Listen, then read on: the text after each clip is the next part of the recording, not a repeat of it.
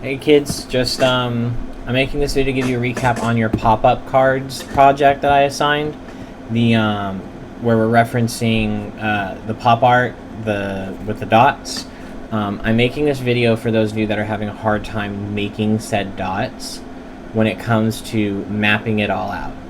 So I'm gonna go ahead and flip the webcam real quick, and I'm gonna show you guys how exactly I want this done, because there is a certain way of doing so.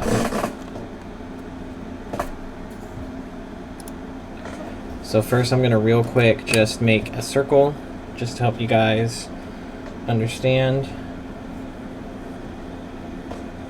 Just give you a point to look at.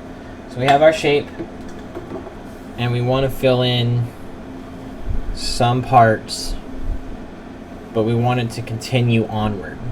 So like in this middle space we want it blank, but the edges we want dotted. So for that we're going to start by placing just our first dot.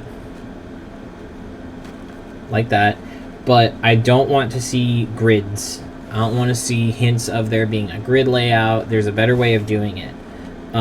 If you know your spacing at the very least, so for example, I'm going to space mine between the tip and end of my pinky's fingernail. So you do a layout, I'll come in at an angle, and I'll put my dot. To transfer it over, do not mark it. Do not mark what you do. Just put your utensil where you would see it. Carry it over. So I know that this dot's going to be partially there, so I'll partially make it. Bring it over. Dot. And continue from there. For pinpoint accuracy, you will measure every single one. But for those of you that can get into a rhythm, you're capable of using the gaps that you've already made and going from there.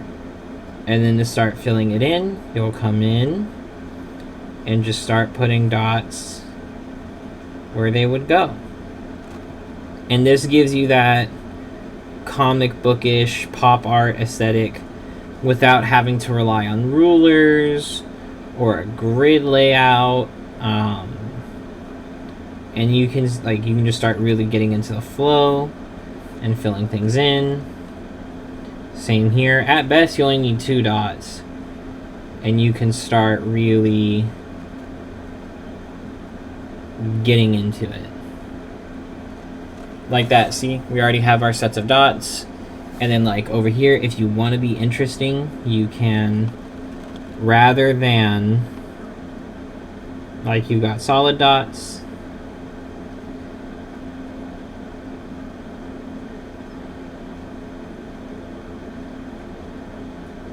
and hollow dots. So you can get a bit of an interesting little, let me bring it up to the webcam to see better.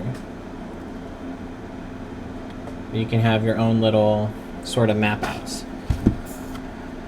But I just wanted to make this video for those of you that are struggling with the dot system. Please keep in mind what this project is. We're achieving to recreate that art aesthetic of the dot pointillism aesthetic. This does need to be submitted on time. I'm not accepting late work on this. I've given y'all plenty of time to do so.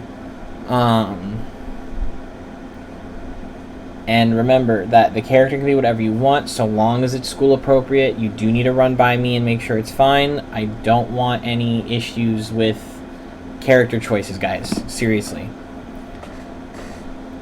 So, just recap.